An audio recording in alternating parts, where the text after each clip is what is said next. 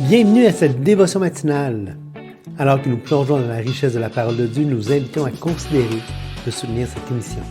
Votre générosité est essentielle pour nous aider à développer différentes ressources de formation pour apprendre et grandir comme disciples de Jésus.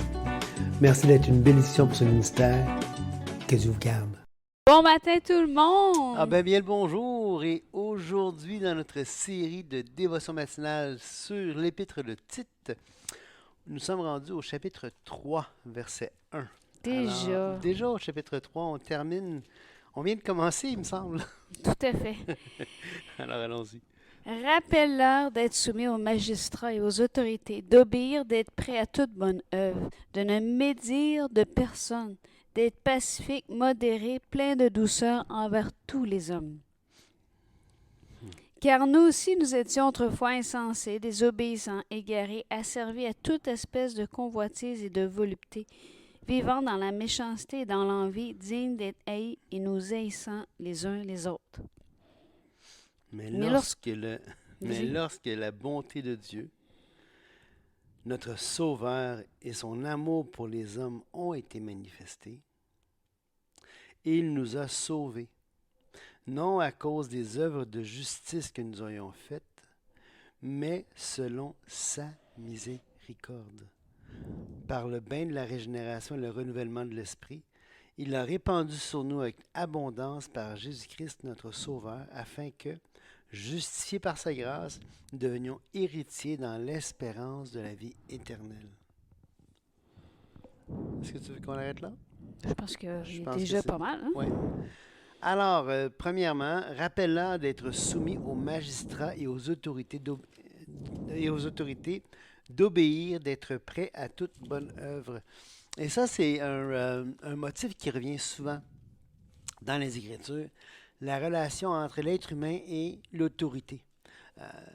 Et vraiment, c'est quelque chose d'important parce que on voit que la soumission, on voit que l'obéissance, c'est des choses qui sont proches l'une de l'autre, mais distinctes à la fois.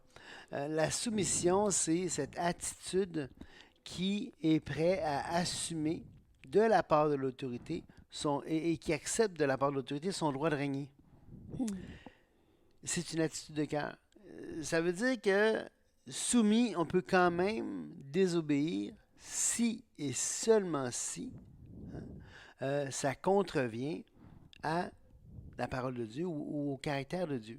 Donc les apôtres, soumis aux autorités, vont quand même prêcher la parole, même s'il leur a été interdit. Pourquoi? Parce qu'il vaut mieux obéir à Dieu qu'aux hommes. Mais en dehors d'un motif valable pour ça, la parole dit, écoute, soumets-toi aux autorités. Et d'ailleurs, dans Romains 13, quand ça dit que toute personne soit soumise aux autorités supérieures, car il n'y a point d'autorité qui ne vienne de Dieu, et les autorités qui existent ont été instituées de Dieu, il est même marqué, c'est pourquoi celui qui s'oppose à l'autorité résiste à l'ordre que Dieu a établi. Et ceux qui résistent attireront une condamnation sur eux-mêmes. Et la condamnation ici, c'est vraiment de la part des autorités civiles. Oui, c'est ça, c'est des conséquences. Là. C'est pas, c'est pas une condamnation dans l'éternité. Là. Et encore, on revient à ce que Paul, on l'a vu souvent dans les Épîtres, ce qu'on a dit souvent, hein, c'est qu'on a trois publics. On n'agit pas seul dans un vase clos. On a trois publics. On a les croyants, on a les non-croyants et on a Dieu. Et en fait, on en a un quatrième qui est tous les anges, parce que la Bible dit que les armées célestes penchent leur regard pour nous observer, nous les croyants. Donc, on a quatre publics, finalement, et qui nous observent et qu'on doit... que ça doit nous encourager à marcher d'une manière digne. Exactement. Et c'est pour ça qu'il dit Vas-y. D'être prêt à toute bonne œuvre. Et ce que je trouve intéressant, au verset 2, ça dit de ne médire de personne. Et je pense qu'aujourd'hui, c'est vraiment dans notre société remplie de médias sociaux et de facilités de communication. Il faut faire vraiment attention à de ne médire sur personne. Parce que c'est souvent de dire quelque chose qui te vient pour je sais pas, tu as une chicane, tu as un conflit, t'es blessé, tu as de la peine, puis sous la réaction, tu dis quelque chose dans le but de détruire l'autre, Ouais. ben, Et le mot ici il est fort. N'oublie pas, ça parle des autres, ça parle pas de Dieu. Ça parle pas des autorités célestes. Ça parle de l'autre. Et le mot, c'est blasphéméo. Ça veut donc dire, ne parle pas en mal, ne blasphème pas l'autre, ne le raille pas, ne parle pas de mal de lui. et souvent, quand on est tenté de médire, on va se dire, ouais, mais lui, c'est pas pareil. Ouais. Et là, c'est de ne médire de personne. Mhm, mhm. Ouais, mais lui, il mérite. C'est de médire de personne. Exactement. D'être pacifique, modéré, plein de douceur envers tous les hommes. Et le mot ici, modéré, ou pacifique plutôt, le mot c'est amakos. On a le mot makos, machi, le suffixe machi en français, comme tauromachie, logomachie, qui est une bataille. Une bataille, par exemple, la tauromachie, c'est le truc des toréadors là, qu'il y avait en Espagne ou au Portugal. Hein, le taureau contre le toréador. La logomachie, c'est une dispute de mots. Alors, le suffixe machi veut dire dispute, bataille. Et le privatif a, ça veut dire soit sans dispute. Hmm. Et plein de douceur, à ce moment-là, plein de douceur, qu'est-ce que c'est? C'est le mot epiekes. Et epiekes, c'est approprié, est le comportement approprié à la situation. C'est pas... Envers tous les hommes. Oui, c'est ça. Donc, que le comportement que tu adoptes soit le comportement approprié. Ça veut dire qu'il faut que tu connaisses l'autre Hmm. pour avoir un comportement approprié. Il faut que ça matche. Hein? Donc, c'est vraiment intéressant. Tu peux y aller. Je suis parti là, sur les mots. Là. C'est correct, modéré. Le modéré, c'est plus que ce on comprend comme humilité. Hmm. Et Humble. je trouve intéressant le verset qui suit parce que vous savez, en ce moment, des pensées de notre moment, ben, si tu me respectes, je vais te respecter. Tant que tu gardes mes secrets, je vais garder tes secrets. Il y a cette espèce de dire, ben, comment tes gens envers moi va déterminer comment moi je vais agir envers toi. Et ici, il y a un passage, c'est intéressant car c'est au lieu de déterminer comment Paul encourage de dire aux gens d'agir, okay, Paul n'est pas en train de leur dire d'agir en fonction de comment ils sont traités.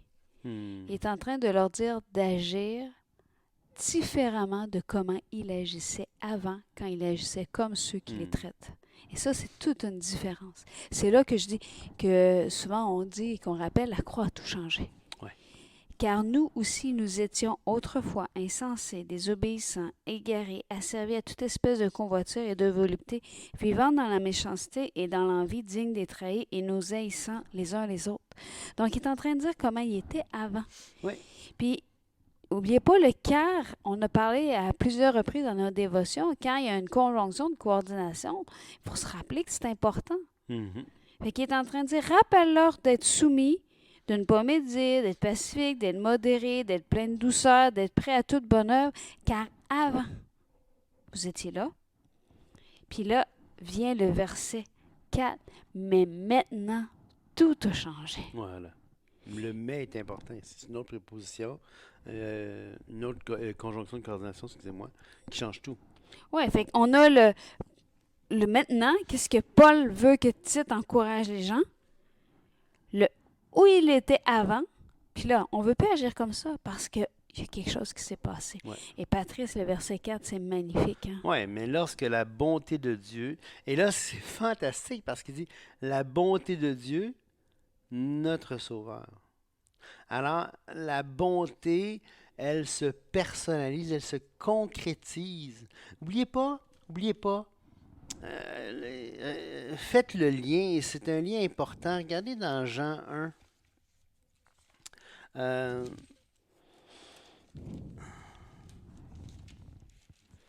dans Jean 1, quand il dit, verset 14, « Et la parole a été faite chair et elle a habité parmi nous, pleine de grâce et de vérité. Nous avons contemplé sa gloire, une gloire comme la gloire du Fils venu du Père. » Et quand Moïse, dans le désert, a demandé à Dieu de lui montrer sa gloire, Dieu a dit, « Je vais faire passer devant toi toute ma bonté. » Et donc, ici, la bonté manifestée, c'est Christ, la gloire du Père. Et son amour pour les hommes. Oui, et remarquez l'amour pour les hommes, pas pour certains, pour l'humanité. Dieu aime l'humanité. Remarquez au verset 1, au verset 2, avoir plein de douceur envers tous les hommes. Pensez-vous que c'est envers certains hommes qu'il faut avoir la douceur? Tous les hommes. Oui, de la même manière que Christ est le sauveur de tous les hommes, particulièrement les croyants, de la même manière qu'il est mort pour tous les hommes, de la même manière que Dieu a racheté tous les hommes, oui, a réconcilié tous les hommes, mais évidemment, ils ont une condition à remplir pour bénéficier de ça, mais demeure néanmoins que Dieu aime tous les hommes. C'est une histoire de fou de penser que Dieu peut haïr certains. Et ici, il dit, « Il nous a sauvés non à cause des œuvres de justice que nous aurions faites, mais selon sa miséricorde. » Par le bain de la régénération et le renouvellement du Saint-Esprit. Il l'a répandu sur nous avec abondance par Jésus-Christ, notre Sauveur, afin que, justifiés par sa grâce, nous devions héritiers dans l'espérance de la vie éternelle. Et je pense que c'est essentiel de lire le verset 8. Cette parole est certaine et je veux que tu affirmes ces choses, afin que ceux qui ont cru en Dieu s'applique à pratiquer de bonnes œuvres. Voilà ce qui est bon et utile aux hommes. Donc, on voit que tout ce qu'ils viennent de décrire s'applique à ceux qui ont cru en Dieu. Oui. Ceux qui ont placé leur foi. Et que ça, c'est la motivation des bonnes œuvres, exactement comme il avait dit en 2.11. Car la grâce de Dieu, source de salut pour tous les hommes, a été manifestée. Elle nous enseigne à renoncer à l'impiété, aux convoitises mondaines, à vivre dans le siècle présent avec sagesse, justice, piété.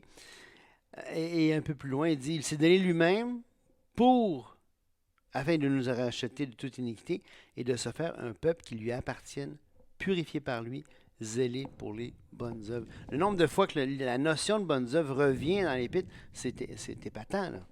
Oui, tout à fait. Mais on est justifié par sa grâce, non par le moyen de nos œuvres. Oui. Et c'est c'est ça la bonne nouvelle de l'Évangile. Exactement. C'est vraiment ça la bonne nouvelle de l'Évangile. C'est que par nos forces, il n'y a aucun moyen d'atteindre les standards de Dieu. Il n'y a aucun moyen que l'on puisse arriver même à effleurer la possibilité d'acquérir par nous-mêmes la justice parfaite, digne de se présenter devant Dieu. Exact. Mais il suffit d'un seul mot de notre part. Seigneur, je crois. Oui. Tu sais, celui qui... j'ai l'expression anglaise, call upon the Lord, là, mais celui qui en appelle au Seigneur, qui en appelle au nom du Seigneur, le fameux Baruch Hashem, le nom saint de Dieu, comme il disait dans l'Ancien Testament, béni soit le nom. Le nom, pour nous, il n'y a aucun autre nom qui a été donné sous le ciel afin que nous puissions être sauvés, Jésus-Christ, acte 4-18, je pense. C'est essentiel de penser, de réaliser ça. Oui, et c'est vraiment ça la bonne nouvelle. Et à partir du moment où tu dis Seigneur Jésus, tu es venu à la croix pour me sauver. Je reconnais que je suis pécheur. Sauve-moi. Exactement. À ce moment-là, il se passe plein de choses extraordinaires. On est régénéré, on est justifié par sa grâce, on devient héritier de la vie éternelle. Et un héritage que le monde ne peut nous enlever. Exact. Un héritage qui est sûr et véritable. Et non seulement une espérance pour l'éternité, mais comme on ne cesse de le dire et de le redire, un salut qui s'actualise aujourd'hui, maintenant, dans notre marche. Soyez bénis. Au revoir.